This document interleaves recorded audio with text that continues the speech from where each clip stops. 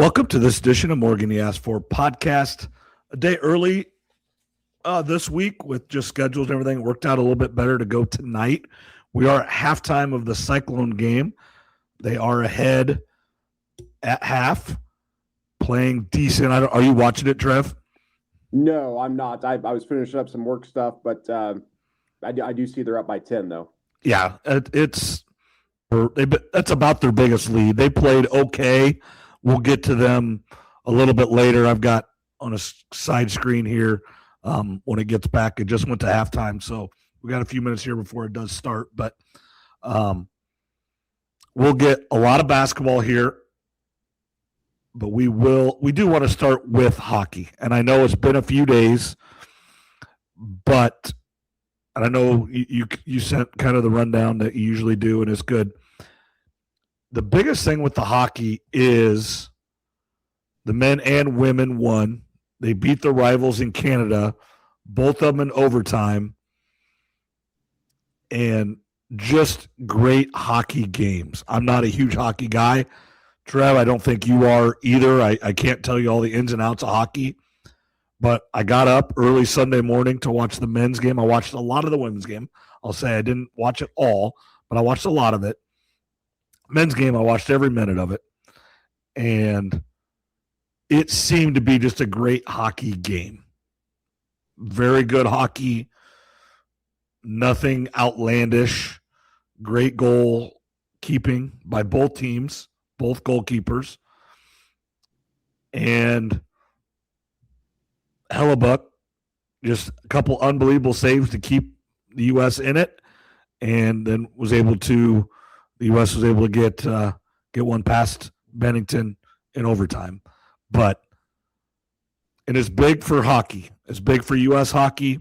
It's big for the future. And I watched the news tonight on Channel 13 here, and they were talking about the lack of ice here in Iowa there's trying to get a few more rinks to increase hockey participation in Iowa. And like they were saying, I actually watched the 1980 thing the other day, and they talked about almost all those players were from Minnesota and like Massachusetts, the Northeast. And on this hockey team, there's three guys from St. Louis. Hughes is from Orlando. They're just all over, and the spread of hockey is getting more and more. And this is another situation where a 10-year-old might want to pick up hockey now and pick up a stick, but you got to have ice and you got to have the facilities for it. Yeah, it's a great point. It was one hell of a hockey match there on Sunday morning. 26 million viewers, a ton of people tuned in, myself included, didn't miss a minute of it, just like you and so many others. Connor had 41 out of 42 saves. He was by far the player of the game because Canada controlled the flow of the game throughout most of it until overtime. I mean, they were the better team until overtime came. And without Connor, I mean, we're not even in that, we don't even go to overtime without him. So he was by far the MVP of that match. And yeah, you're right. With 26 million viewers, 46 years since the Miracle on Ice, this is probably going to inspire a bunch of young people to start playing hockey, women included, because as you mentioned in the beginning, they beat Canada as well, 2-1, I believe it was overtime. I think it was the same score in overtime and everything. So yeah, there's going to be a bunch of young kids, men and women, that start playing hockey. And yeah, as far as Iowa goes, I mean, I know down south where we're from, hockey was really non-existent other than just rollerblades in gym class. But up north, closer to Minnesota and Wisconsin, the Dakotas and all that, I'm sure there's a lot more hockey up that way. Well, you just, as an example, this year, there's been some cold days, but, you have less than a month of being able to go outside like on a pond and skate. That's just the reality of it. It's not safe enough ice for any more than 1 month a year. And it's not a month straight. It's might be a couple weeks here, and then it gets warm and you can't have it. And then you might be able to get another week later or 2 weeks, but no more than 4 weeks total here in southern Iowa and Oskaloosa area. And that's just the reality of it. You get northern Iowa, you get to like Clear Lake and Spirit Lake and those counties up right by Minnesota, you get a lot more. Like, I think they might still be ice fishing up there. I don't know for sure. It kind of got cooler again I know it was getting really close to not being able to, but we've got open water here, and it's still, 4 more days left of February, and there's not any ice. Even it's not even unsafe ice. It's just there's no ice. Yeah, it makes it pretty tough for those ice fishermen, or like we talk about kids that watch this hockey match and they want to go out and start practicing hockey. I know hockey is a very expensive sport as well because of all the equipment. I had a couple cousins that played hockey growing up in Colorado and then in Canada, so it's very expensive. I'm sure it's even more expensive nowadays, just like everything, because the cost of equipment. As golfers, we know that they're coming out with new clubs every 6 months. Who knows if the technology really gets better in a 6 month period, or if they're just upping their sales and painting it a different color type of stuff. I'm sure the same thing is going on with hockey and some other sports, but no, it was a fun Sunday morning, and for 26 million viewers for that early in the morning is pretty impressive. That goes to show you that tons of people across the country were interested in that hockey match. Yeah, it's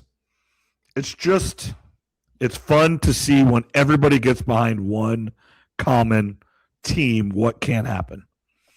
It was 26 million at the top, 18 million like consistent throughout, the highest rated sports game or match, whatever you want to call it, before 9 a.m. ever. Second highest hockey game ever on NBC. That's Olympics or non-Olympics. And then the other thing, and this is just how much did you watch the Olympics just in general? I don't watch it like every night, like all night. One, I'm just not home enough. But like when I'm home, I watch it just because I can watch everything else later, and that's a good and bad thing. It's not like when we grew up, Trevor, where if you missed Friends or Cheers on Thursday night or Tuesday night, you couldn't watch it. If there's a show that's on that you really want to watch, you can watch it whenever you want, essentially. And the Olympics was 2 weeks. It's not live. Most of the time I kind of knew it was already going on because it came out at like noon or 1 o'clock when it actually happened. But watching people be the best in the world at it, at anything, doesn't matter what it is just fascinating to me. I can't do any of that stuff, not even close. It'd just be silly out there. And then the other thing, and I know there's others, but bobsled is an example. They go down the track 4 times at roughly 55 seconds each time. And the difference between gold and silver, or maybe it was bronze and it was the bronze medal and not a medal, was 0.02 of a second. That's how close they are to getting a medal and not medal. That's insane, and how close it all is. And like when you watch those people go down the skiing, they're going 80 mile an hour on skis. They go down 2 times, and you see the green and the red, and you think, well, he's way ahead or way. First to last is still only like a second and a half. It's amazing how close they all really are. And maybe I look into that too much, but it's just amazing how close and just the little differences go from first to non-medal or whatever it is. But that's the stuff that I love to watch in the competing. And the U.S. had a great Winter Olympics. Some of it has to do with Russia wasn't there. I understand that, but hopefully the U.S. can build on this. It essentially is like almost the same region. It's just on the across the border in France next year. So it's really like the same area. And then obviously a big 2028 with it being in LA. No, you don't look into it too much at all. I think that's what a lot of people find fascinating is all these hundreds of tenths of a second that these medals come down to, or not medaling, or these inches or feet in these certain events. It's amazing. And a lot of these athletes, this is the only time that we ever watch them. Yeah. These are sports that we don't watch year round. We watch it just when the Olympics come on. And yeah, I watched a decent amount. I would like to have watched more, but I was probably like a lot of people, whether I was at home or in a hotel room, I just always kind of had it on the TV. Sometimes I'd be watching, sometimes I wouldn't. But I definitely wish I would have watched a little bit more. I know I didn't watch as much as the last Summer Olympics, but I did watch a decent amount. And like you said, it's just these athletes, you think someone takes a lead in something, and then the very next person takes the lead. And like bobsledding, for example, I mean, how crazy that is and dangerous it is. And some of these other sports, it doesn't even make sense how they practice, for some of these, or how you even getting involved in it. I don't even know how you go about some of these, but it is amazing to watch the best of the best at the top of their game. Well, like, honestly, like bobsled, luge, skeleton, those 3 events, how do you realize you're good at that? You just try it, I guess. You're a good athlete, and it's something that someone says, hey, let's try this. I have no idea. Curling, I know there's curling. I think there's a curling club in Des Moines, actually. I mean, so I think that does happen. Ice skating and speed skating, you kind of understand. Maybe they weren't the best hockey players, so they tried that, or it's something you kind of just end up being good at, I guess. But, yeah, it's just like Lolo Jones went from being a track star to a bobsledder. And I think that has something to do with it. She's fast, she's strong, she's big. And I think a lot of it, for bobsled, it's you look at the build on the guys, especially. They're big, strong. They look like football players. And I think it's the power and speed to get that sled going super fast. But, yeah, you watch and then some of the sports are just crazy.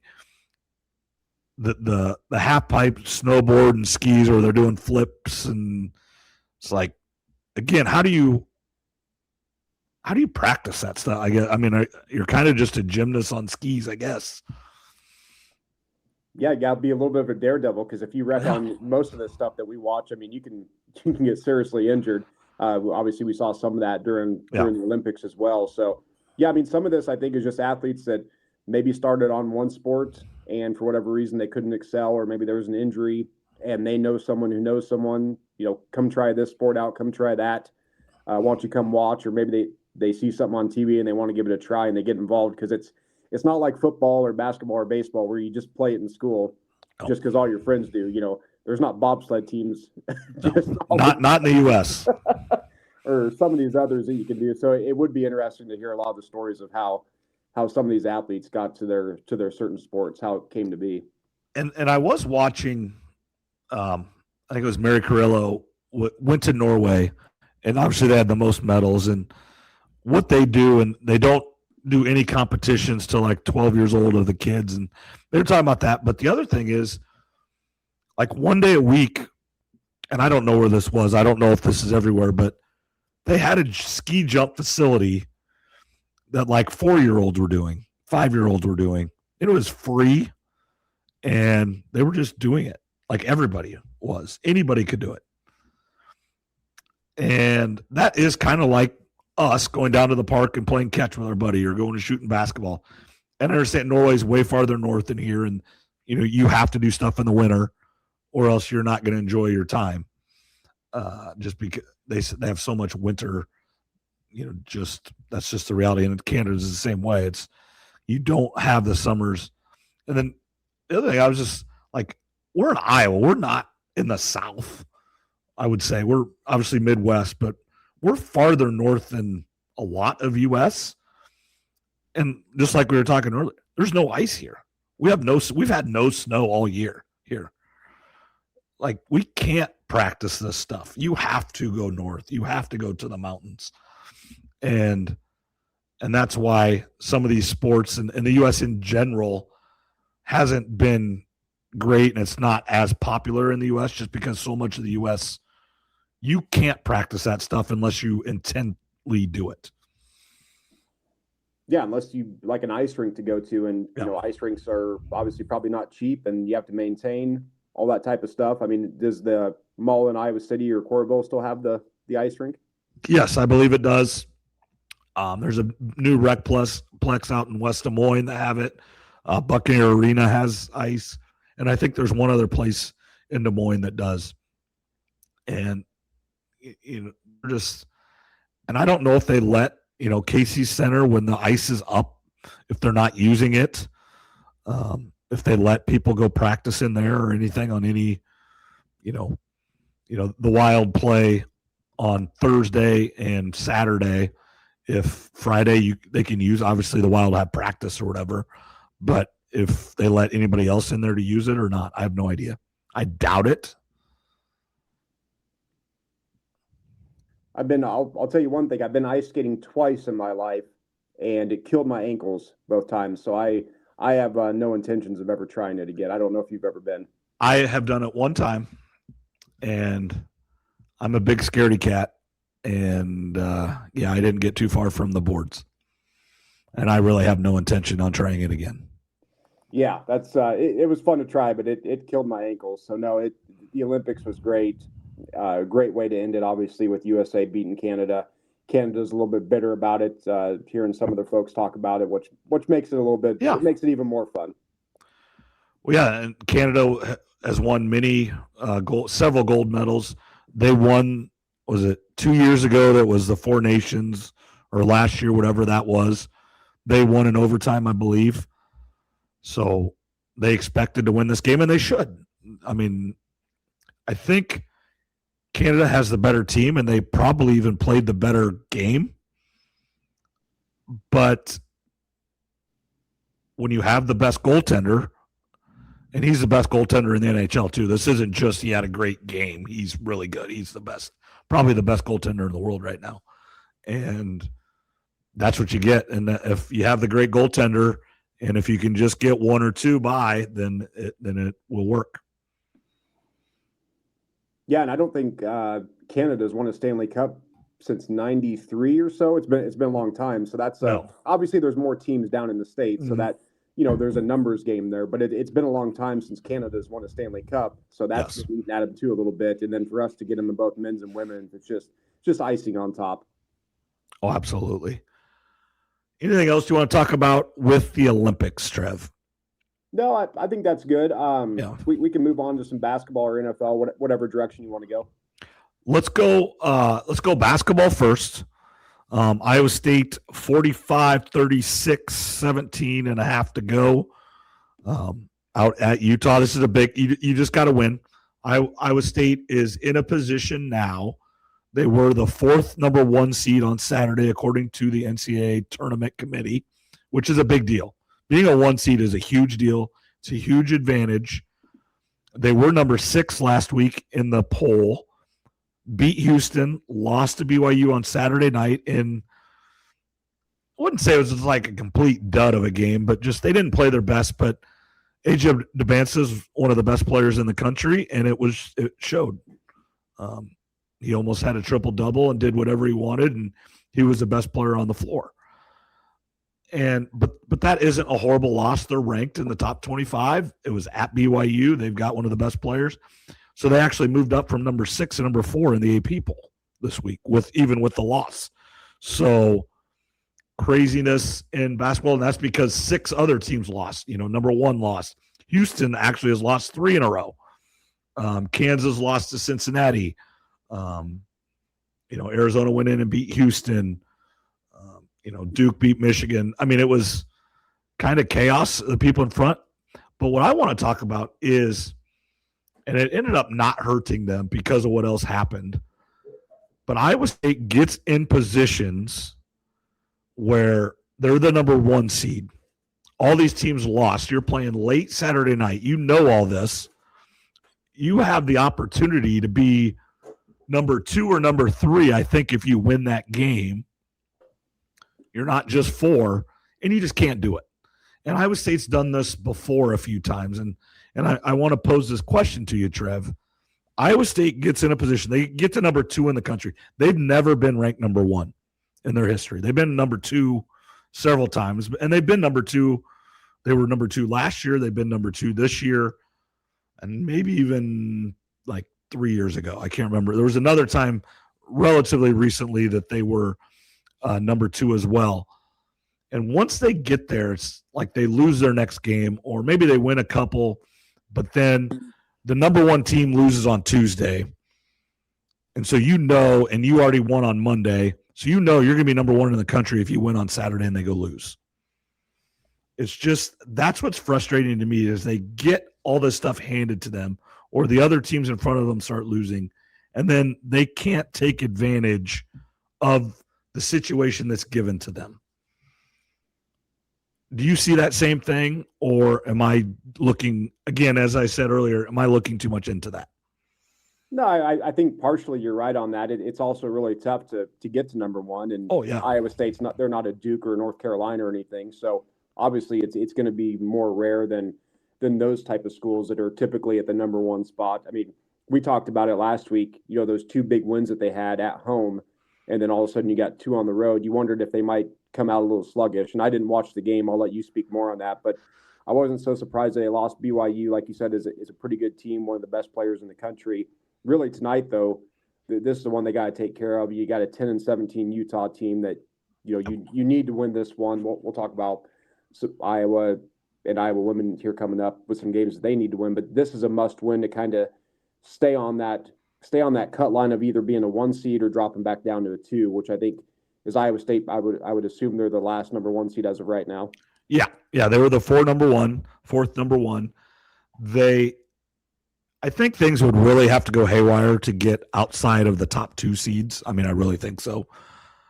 As long as, the next Monday, so a week from yesterday, they play at Arizona. If you could go there and win, I think you might lock up a number 1 seed. But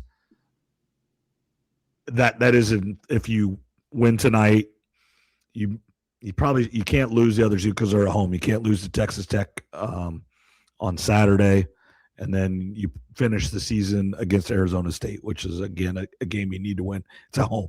So you win tonight, you win your 2 other home games, and then you would beat Arizona. I think essentially you would have almost a 1 seed locked in, unless you truly get upset in the Big 12. Even if you would lose to an Arizona or a Kansas or a Houston, you would have beat all those teams as well. And that's what's crazy is other teams that you're kind of with in the same area, Purdue is sneaking back up to a 2 seed-ish talk. You beat them. Kansas is there. You beat them. And you split with them. You lost them as well. Houston's right there. You beat them. It's just those same teams. St. John's is starting to creep back up into that 2-3 seed talk. You beat them. There's just teams out there that are around your same area that you beat them all. And that's a very good position to be in. If somehow you could, win at Arizona, would be very, very tough. I don't expect them to next Monday. I really don't. But if you could do that, there's not a team that's around you that you have played that you didn't beat at least once. Now, you could very easily go play Arizona again in the Big 12 championship and lose, and that's okay. But you have that win against them, and that's really going to help you. Yeah, Iowa State's got a ton of big time wins. Houston, Kansas, they've beaten Purdue, St. John's, and a lot of other schools. So they've got just about as good a resume as anybody. And as you mentioned, obviously got to win tonight, win your 2 other home games versus Tech and Arizona, and then of course, or against Arizona State at home, I should say. That at Arizona is going to be really, really tough. Arizona's playing great right now. But if you could, if you could finish out 4-0 here in the regular season, as you mentioned, that may just lock you up a number 1 seed, because you would obviously have a win at number 2 Arizona, which would be massive for Iowa State. But is there any chance that they could probably get back up to rank number 1 before the? Well, I mean, obviously, if you go 4-0, I don't know what Duke has left. I think it'd be very hard to pass Duke. Now, obviously, I think Duke has Carolina again, so I mean they could lose again to them. I don't see how you could get to truly rank number 1, but I think you could get to 2 if you finish out undefeated. And Michigan would lose a game. It just takes somebody to lose. I mean, you're not going to jump. I don't think you're going to jump Duke. Or I think Michigan is 3. I'm not even 100% sure who is 3, but I think it's Michigan, because 1 is Michigan, or 1 is Duke, 2 is Arizona, and 3 is Michigan, I believe.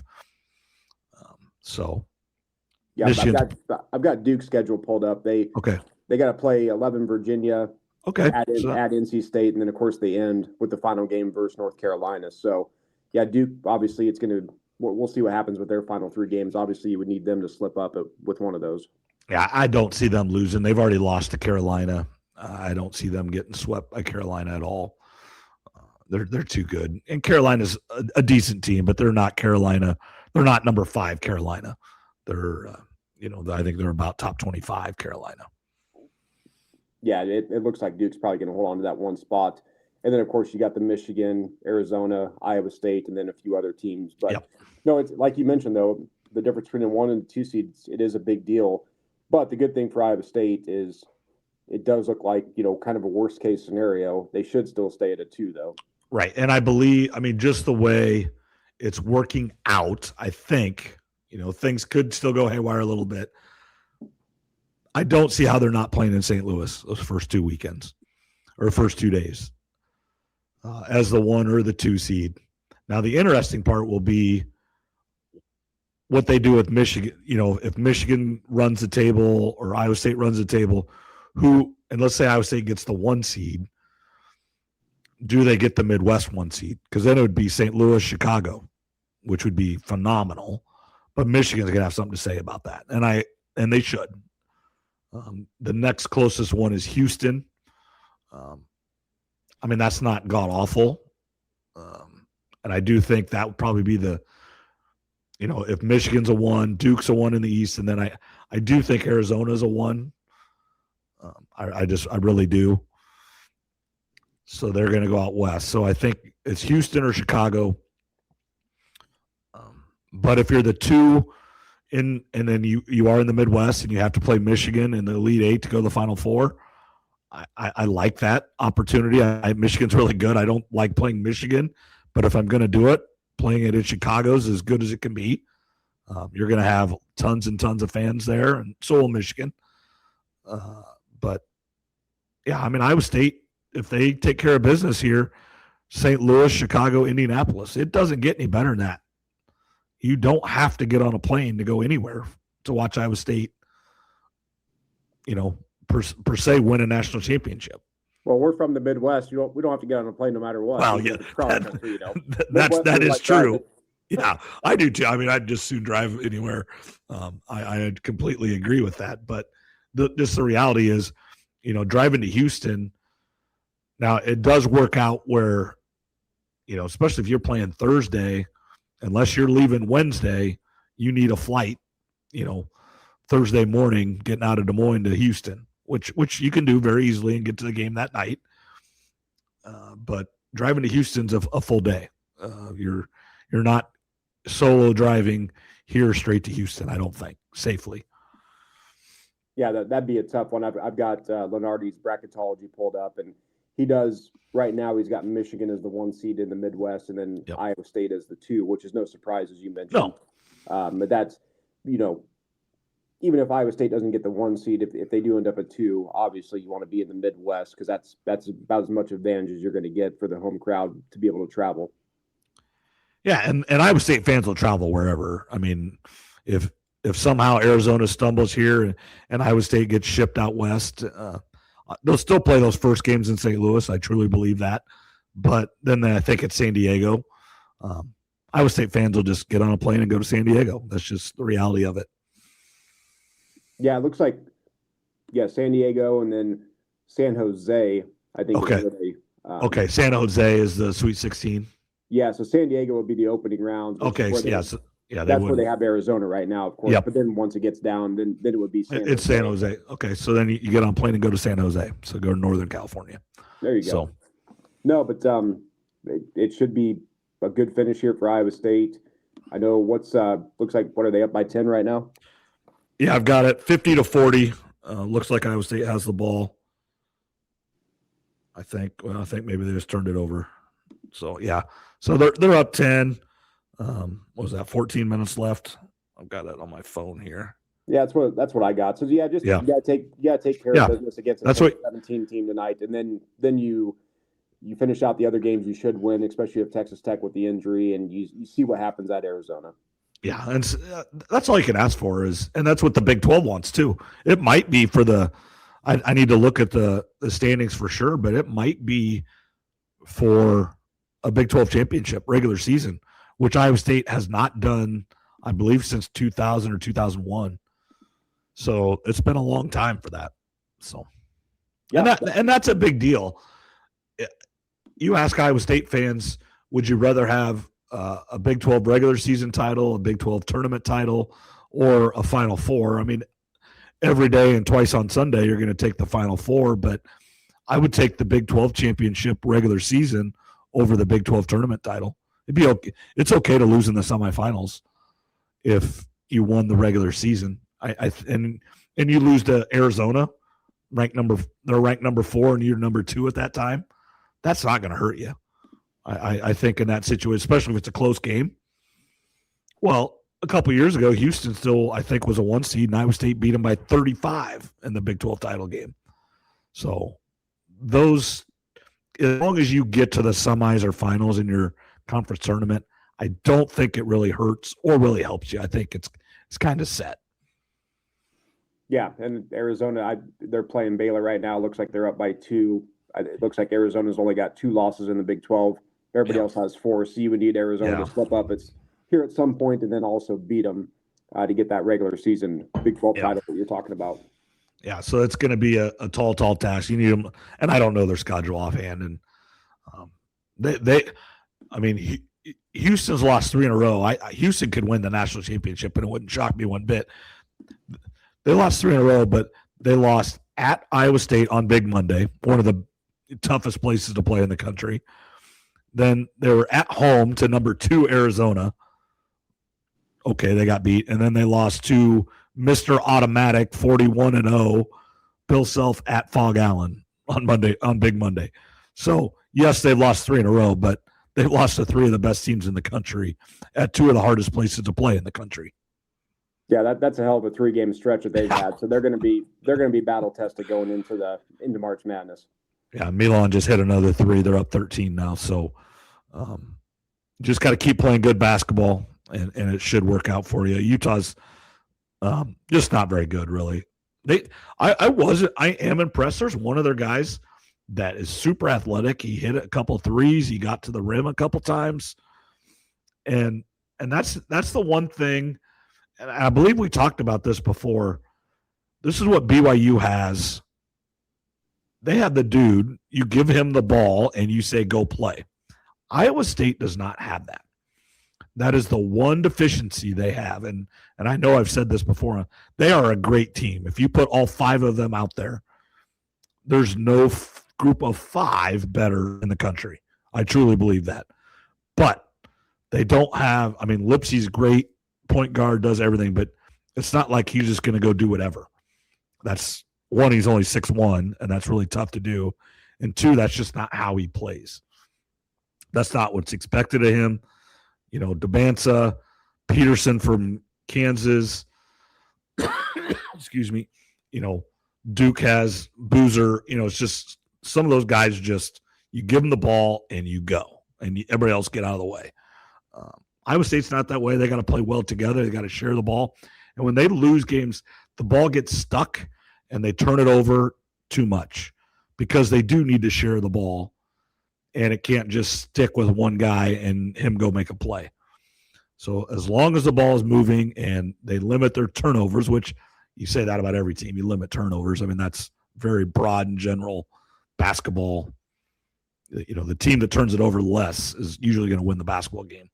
But that's the one thing that worries me going into the tournament is running into a guy, because you think like BYU right now is going to probably a 3 or a 4 seed. So you're going to play a team like that in the Sweet 16 game. And a guy like the kid from Kansas, the Wagler that scored 45, a couple weeks ago, that scares me a little bit. Yeah, for Iowa State, like as you mentioned, just going to have to play as a team. And also for Iowa State, you hope one of your guys in any given game can get hot and maybe go for 25 or 30. Maybe you can't do it, 3 out of 4 games like some of these individuals can. A Peterson for Kansas.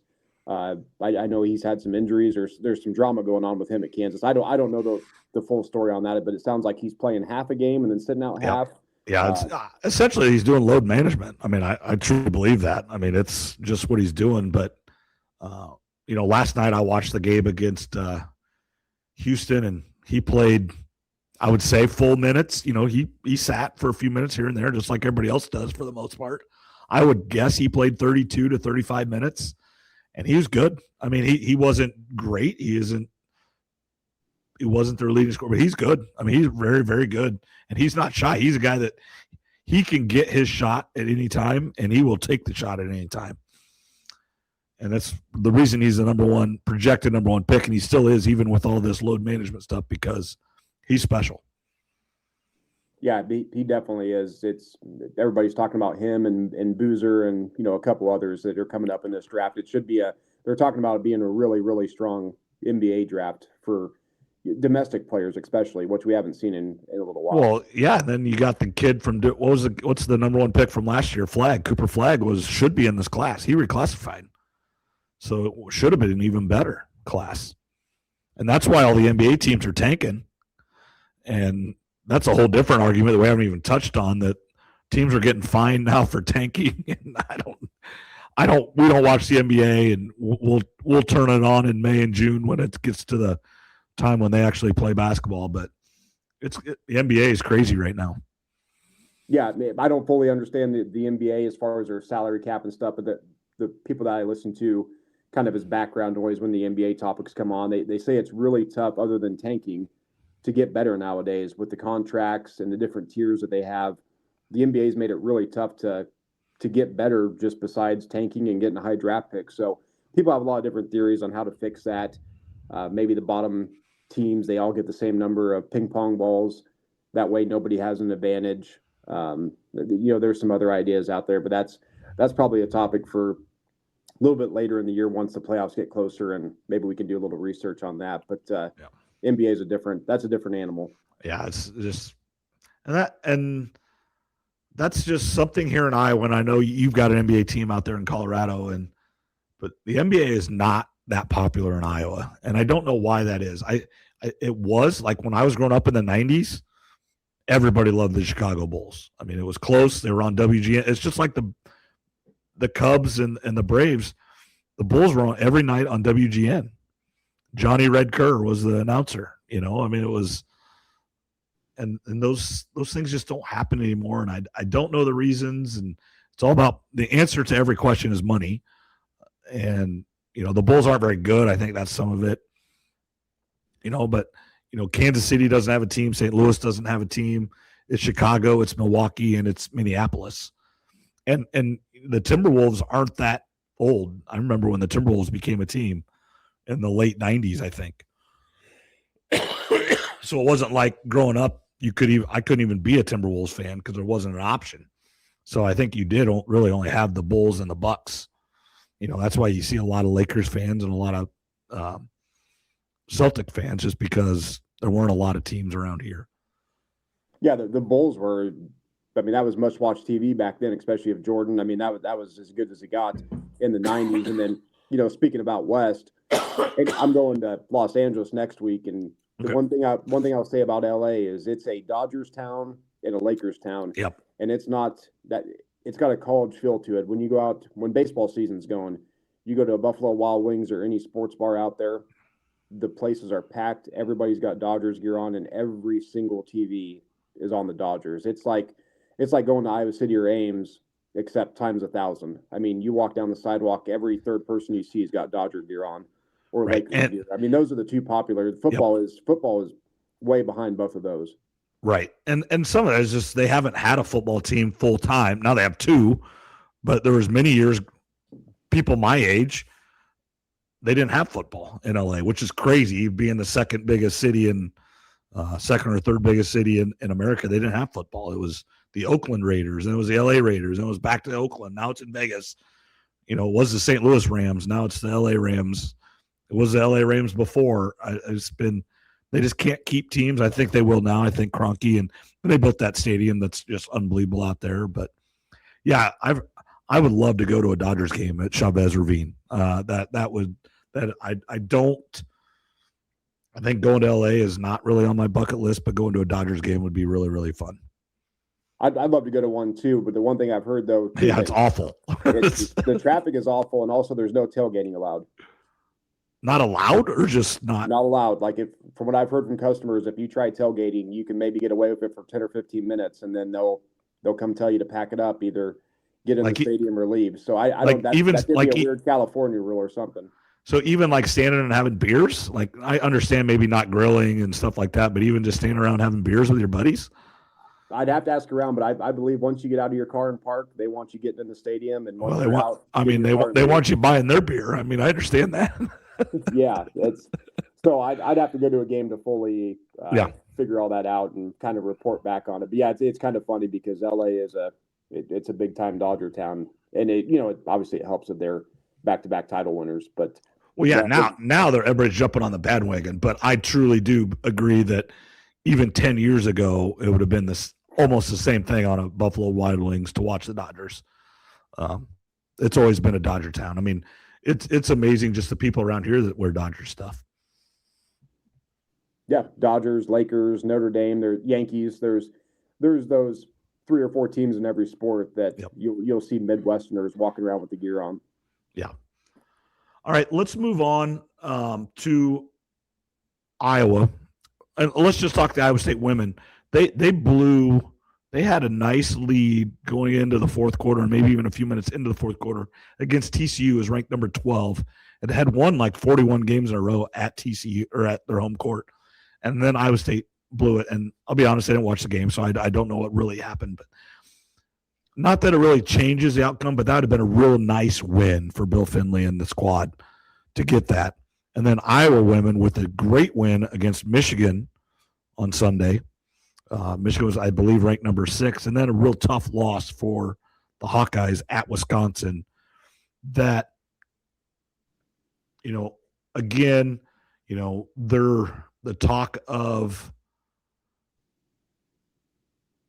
lack of defense coming back in a little bit, and fair or unfair, they were so good on defense against Nebraska, and then it kind of went back to the wayside again against Nebraska, or against Wisconsin.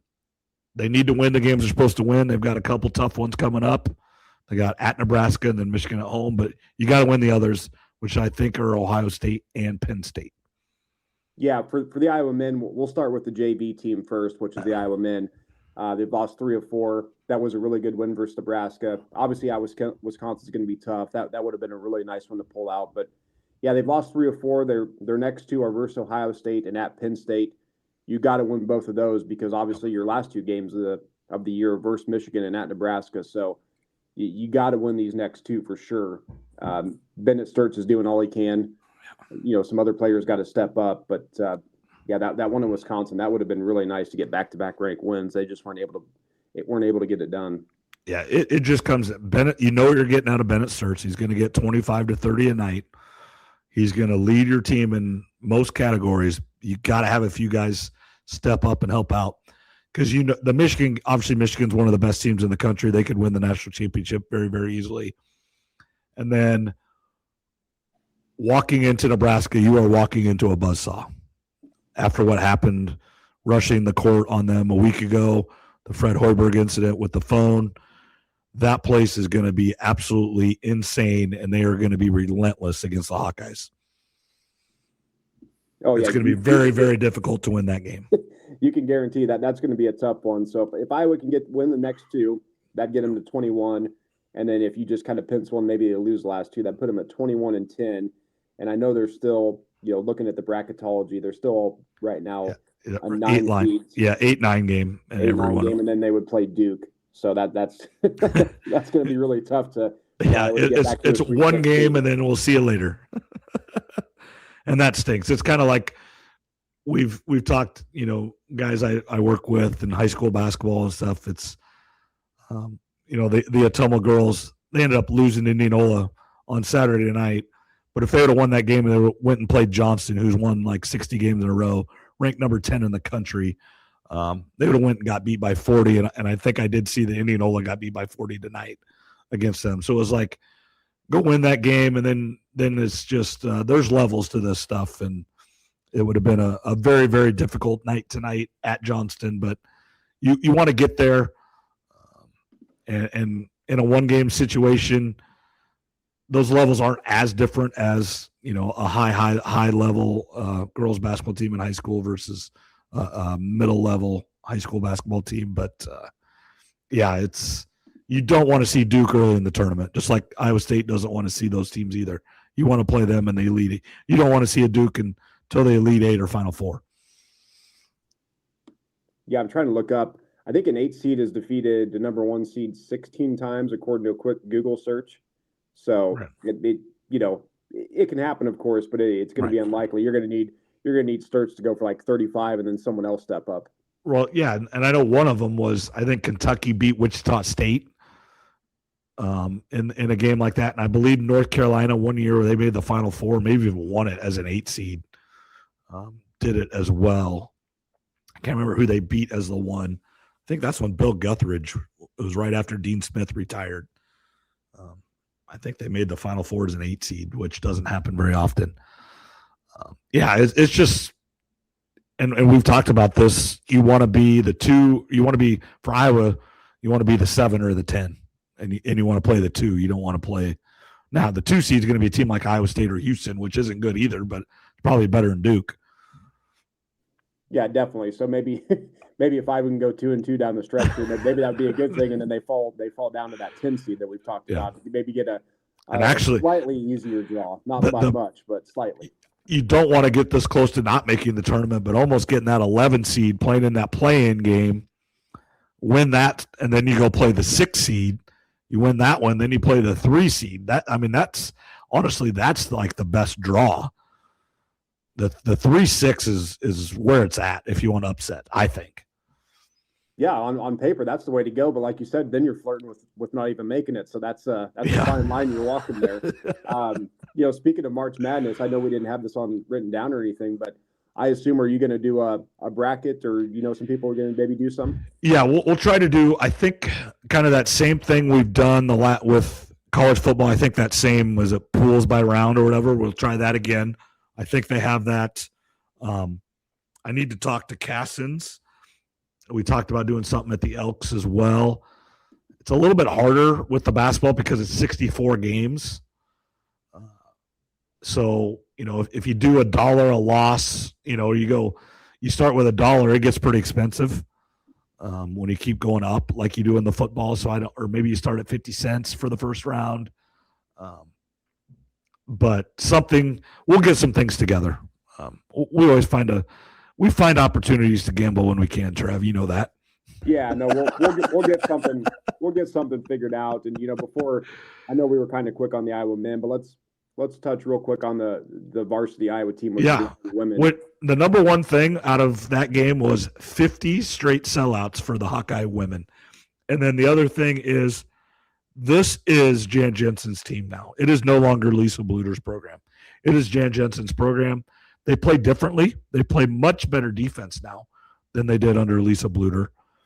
And Jan Jensen, and I'm sure she still works with them, probably not as much as she did just because of being a head coach. You just don't. But she's got another fabulous post player in Ava Hayden. Yeah, Ava Hayden's dominating. She's one of the best players in the country. It's 4 straight wins now for Iowa after that little 3-game losing stretch that they had. The worst one was against Minnesota, but you're right, a much better team defensively. And with that win, Iowa now has moved up to a number 2 seed in the women's bracketology. Yes. So it's going to be, even if they win out and win the Big Ten, I don't think they can get a number 1. No. But the good thing about having a 2 seed, you stay away from those big dogs. And the win versus Michigan is it basically guarantees that no matter what, they're going to be one of the top 4 seeds come tournament time, which means the first 2 games will be played at Carver Hawkeye, that's the most important thing in those opening rounds. Yeah, and then if you're a 2 seed now, if you do drop, you go to a 3. Again, you stay away from UConn, South Carolina, UCLA. You don't want to play those teams any sooner than you have to. You're going to have to play one of them to get to the Final Four, and that's fine. You get to the Elite 8, you have to play a good team, and that's just the way it is. But it's a 1-game setting. You've been winning games. They've been winning games, and the chips fall where they may. But you get to that 4 seed and you play them in that Sweet 16 game. That's just tough draw. No, it definitely is. And this team's got a good little mixture of, you've got some veterans with Stolke and Kylie Fierbach and McCabe that played in a lot of tournament games. You've got Ava Hayden and Strimlow, who played in the tournament last year. Now we've got some new young players coming in. Chit Chat's a sophomore. I don't know if she played in the tournament last year or not at Georgia Tech, but just looking forward a little bit. I mean, next year's starting five is we're going to have Chit Chat at point, Ava Hayden down low, and then really you'll probably have Strimlow, Journey Houston, and Addie Dill rounding out the other three with Hayes coming off the bench for Ava Hayden when she gets tired, and then we'll see what happens with a couple other players. Emily Rodriguez has kind of been off the team. I don't know exactly what's on there. I would expect she's not. Here's how this works. They're saying it's an injury. She's redshirting and she is transferring. That's my call. More than likely. That's more than likely what's going to happen. But they've got some really good recruits coming in. Yeah, they've got a 5-star girl out of California coming in. Her name's kind of hard to say. I think it's Polish or whatever. But, Jen Jensen's doing a great job. And I think they had one of the top recruits in the country there this weekend, I believe. So I don't know if, now you're starting to talk. It might not be for this year. It might be for the next year. Iowa women is still, that's probably Iowa State's best win of the year still. And that's going to help Iowa State. So as an Iowa State fan, we want Iowa to just keep winning as well.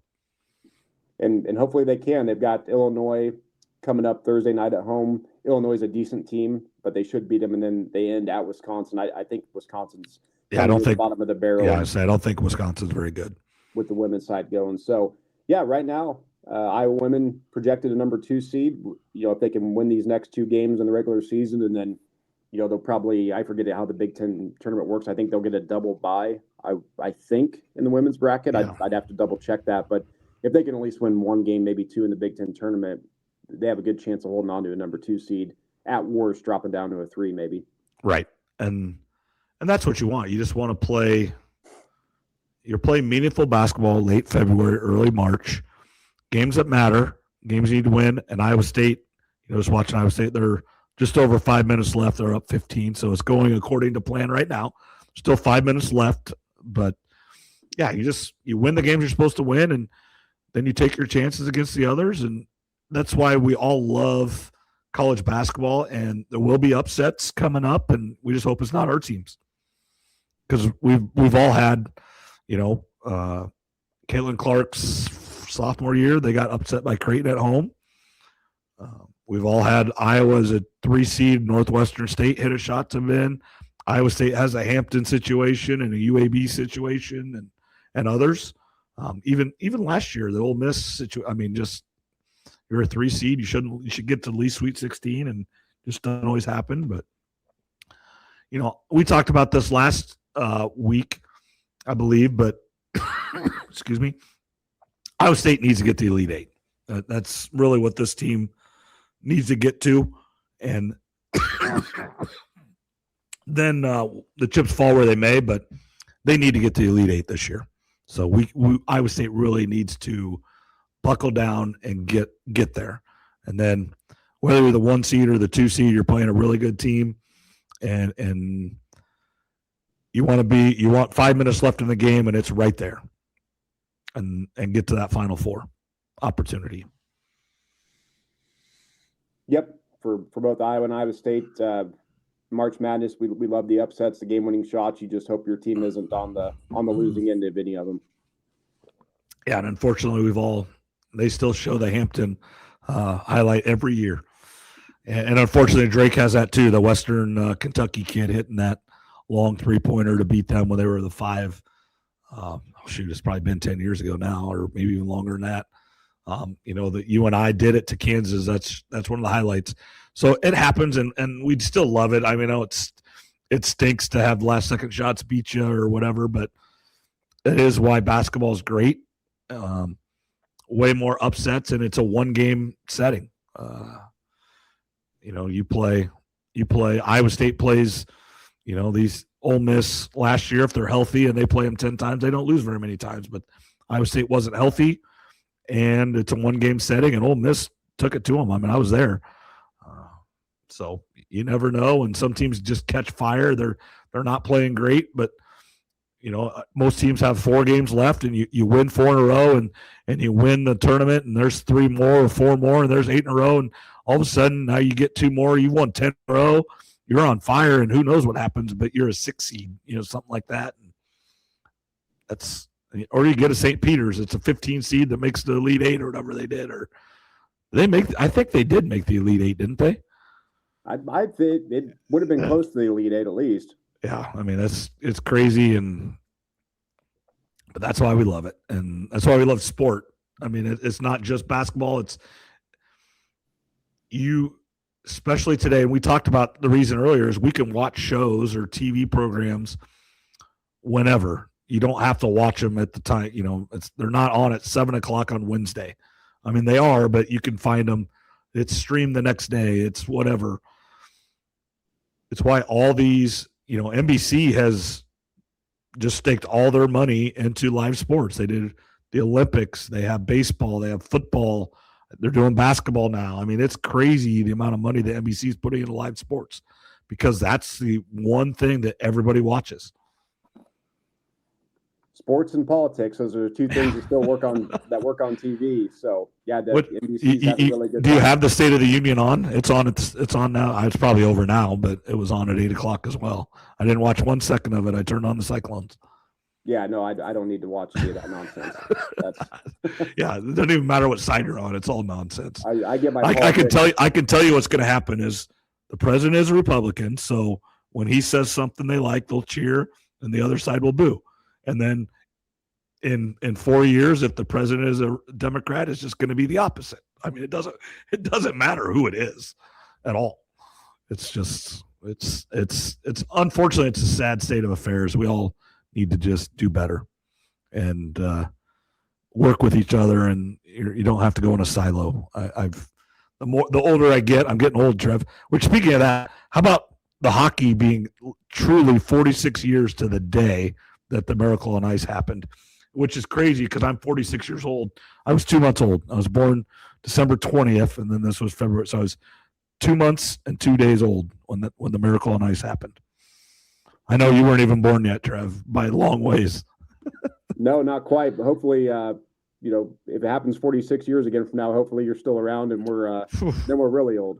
We're probably not doing this, and I'll be just lucky to be alive, I think. Yeah, that's right. No, but anything else you want to talk about, Trev? We're right about an hour. NFL. Let's talk NFL just real short here. Give you the floor for the NFL. I know there has been some news and notes on a few things here or there. Yeah, a few updates. Obviously, Kirk Cousins is going to be released. Yep. Kyle Pitts is going to get tagged. Breece Hall is going to get tagged. So there's a few updates as far as players go. Brandon Aubrey, the best kicker in the league, arguably, for the Cowboys. He wants $10 million a year. Looks like they were offering him 7.5. So we could potentially see a kicker hold out. I don't know how often that's ever happened, but that could be in play. And another thing that's going on, and we'll kind of end with just one or two topics of NFL here, but the international games are becoming more and more popular, and you hear fans saying all the time, "Why are they doing this? It's dumb. Doesn't make any sense." Well, here's a number for you. Yeah. The Super Bowl got 125 million people watching it. And the night before the Super Bowl or the next day, Liverpool played Man City in a soccer match. It got 750 million people watching it. That's why the NFL is going international. And what's going to happen here is, I don't know how soon, but eventually every team in the NFL will play one game outside the United States. Yep. All 32 teams will. I agree. And they're going to go all over. I believe next year they're going to Australia for the first time, right? That potentially could be the opening game of the year. Could be on a Wednesday. Rams. 49ers. Okay, I like that actually, because traveling to Australia is different than going to Europe. I know from here, my parents went to Australia several years ago. It takes a full day to get there. Now they would fly charter, and it'd be a little different, but I don't know if you can take a plane from California straight to Australia. I think you have to land in Hawaii or Guam or somewhere out there to fill up. Yeah, it's a long ass trip, that's for sure. And if the NFL keeps the 17-game format that they have now, what'll happen is everybody will get 8 home, 8 away. There's 16, and then you'll have one international game outside the United States. So that's your 17. What people probably haven't thought about yet, but I think it's on the board maybe 5 or 10 years down the road, they probably are going to go to an 18-game schedule. Yep. But with this 18-game schedule, we could eventually get to a point where every team plays 2 international games every year. So 8 home, 8 away, 2 games outside the United States, which that's going to make fans even more mad. But again, Super Bowl 125 million, Liverpool versus Man City 750 million. Football owns a domestic market. There's still a lot of ground to make up outside the United States. Yeah, because so they played in Europe. They play in Germany. They play in London. Have they played in Ireland? I know the college goes to Ireland, but has the NFL played in Ireland or not? I don't know if they have. I'd have to look if they've gone to Ireland yet or not. But the next places to go are probably, I mean, it's just the reality. China and Japan are a couple, and those are, again, it's hard to get there. It's you can't play on a Sunday and you can't play the next day or the next week. You have to have a week off just because it takes so long to get there and back. That's just the reality of it. Now, because New York flying to Spain is only like 6 hours. That's only a couple hours farther than it is to go to LA. And then also, do you think they would go to? Would they go play? Would they play in Canada? And I know they played in Mexico. Or are they going to? And I know they played in Brazil. Are they looking at Africa at all? Africa, I haven't heard anything about that. Obviously, Canada, you got Vancouver. That might be somewhere. Toronto would be another one. Toronto, just north of. It's right by Buffalo. Buffalo could host that, and it'd be fine. I think actually didn't Buffalo play in Toronto a time or two last 5 or 10 years? They might have. So those are 2 places. Obviously, Mexico right now is going to be probably off. Yeah, I think Mexico's out for a while. Yeah, Mexico's going to be off. But yeah, these international games are just going to keep expanding. So if you don't like them, just wait a year or 2 because there's going to be more of them. Yeah, and then do you think in 10 years there'll be a team in Europe? Yeah, I mean, we've talked about that before. Mm-hmm. We got new listeners. But yeah, I think at some point there will be a team in Europe. And the travel from the East Coast to Europe is not really that far. And what the NFL is going to have to do, obviously there's different laws and taxes. So that's going to create some hurdles, but nothing that's going to be impossible. If you get an Eli Manning that, says I'm not going to go play in Europe if they have the number 1 pick type of deal, that'll happen. But most everybody else is going to have to go play there. The NFL could do something where they build a facility for the team in Europe. Yeah. Practice field and living quarters. And then what they also would need to do is they need to build a facility and living quarters on the East Coast somewhere for the team. And you'd have to go at least probably 3 weeks in Europe, 3 weeks in the States, and just kind of rotate like that because you can't go every other week back and forth. Right. Yeah. You'd almost have to have an American headquarters. And that could be a place, not that you'd want it here, but somewhere like Des Moines that doesn't have an NFL team, but you could build their facilities and you would build fans there. I'm just thinking, like almost like, coach, those fans are Boston fans. So it'd be, but I'm just trying to think somewhere. Well, the East Coast has a lot of teams. I was thinking, Carolina. Well, they do have Carolina now, and like Maine, Vermont, New Hampshire, where they're all Boston fans. So I mean, maybe it would be somewhere like, Des Moines, somewhere like Nashville's got a team now too, and I'm just trying to think of places that don't have a team that could, support the facilities and have enough to do. And, you think you put that in Des Moines, people go watch practice and stuff and, make it a Green Bay light, Yeah. I mean, geographically, of course, the East Coast would work better, but as you mentioned, most of the areas have professional football teams. So those are kind of taken up. Omaha would be Omaha would be a good one too. Yeah. I mean, that'd be fine. Maybe go back to St. Louis. They've got the dome there already. Yeah. And just somewhere that doesn't have football that could, you could get a fan base immediately if you put it there without having the games there. Obviously St. Louis could have games there, but Des Moines doesn't have a field that could do it, but Omaha the same way. I think Des Moines and Omaha would be really good. Yeah. And they could move some stuff around, but yeah, back to your original question. Yeah, at some point, I think there is going to be an NFL team in Europe or somewhere outside the United States. and 15, 20 years from now, multiple teams outside the United States. Yeah, I would say Mexico is going to have a team sometime. I mean, I understand what's going on there right now is craziness, but I do believe there'll be a team in Mexico as well, which that makes 100% sense. I wouldn't shock me if there's a team in Canada too. I mean, Toronto, Vancouver, they could have a team tomorrow. If you expanded and said you want to go to Canada, there's plenty of businesses and the facilities, and those two cities could host a team tomorrow. Mexico City could as well. I mean, I truly believe that. Yeah, maybe an NFL team in Canada could win a Super Bowl before a Canadian team wins the Stanley Cup. And I know he doesn't listen to this, and he shouldn't, but Ken Miller out of Des Moines, that does one of the talk shows, he's a Canadian, and it's just every time they talk about them not winning the Stanley Cup, and he makes fun of, the last few have been Florida and Tampa. He goes, what are those teams even having hockey for? What are those cities even having hockey for? But yeah, it's a sore subject for him. But I do like him and Trent Condon, who I believe went to school with Brett and Zach up at UNI. They do a pretty good show. I like listening to them. And the Cyclones are going to win tonight. They're 75-59 with less than a minute to go. So they did exactly what they needed to do. Got out of Utah with 1-1, the correct one.